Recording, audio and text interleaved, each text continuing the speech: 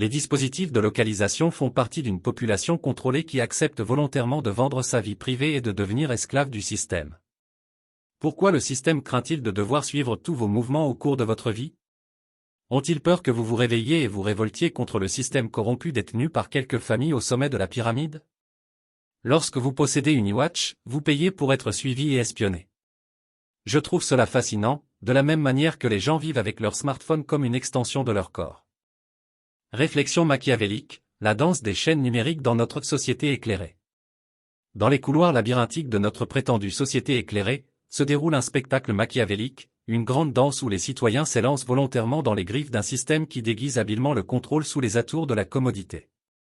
La scène est plantée avec des dispositifs de suivi, des gadgets brillants qui promettent la connectivité mais qui, en réalité, orchestrèrent une symphonie de surveillance. Acte 1, les chaînes volontaires. Entre en scène le protagoniste, le citoyen inconscient qui offre volontairement sa vie privée en échange de l'illusion de la commodité. Comme un charmeur de serpents, le système enchante les masses pour qu'elles embrassent les dispositifs de suivi à bras ouverts. La chorégraphie machiavélique commence, la danse de la soumission volontaire. Acte 2, pourquoi suivre chaque pas? Le public est laissé à méditer, pourquoi le système ressent-il le besoin de suivre chaque mouvement, chaque battement de cœur, chaque pensée éphémère?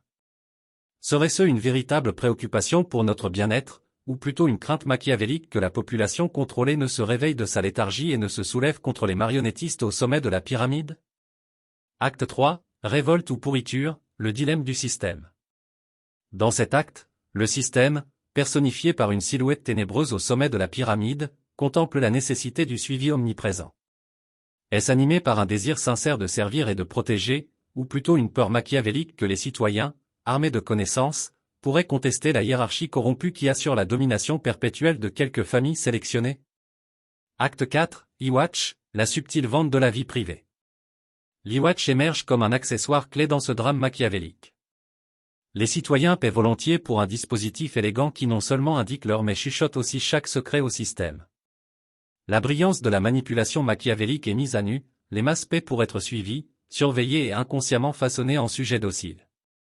Acte 5, smartphone, appendice de l'obéissance. La scène est remplie d'acteurs tenant des smartphones comme s'ils étaient des extensions de leur être même. Les maîtres de marionnettes machiavéliques se délectent à la vue d'individus portant volontairement leur chaîne numérique, inconscients du fait que leurs gadgets convoités sont à la fois une laisse et un bâillon. Conclusion. Alors que le rideau tombe, la satire machiavélique laisse le public avec une question persistante: échangeons-nous volontairement notre liberté contre l'illusion de la commodité, ou sommes-nous involontairement pris dans une danse orchestrée par les marionnettistes? À l'ère numérique, la danse de la soumission volontaire se déploie, et le système, avec ses dispositifs de suivi et ses gadgets, continue de resserrer son emprise sous le prétexte du progrès et de la connectivité.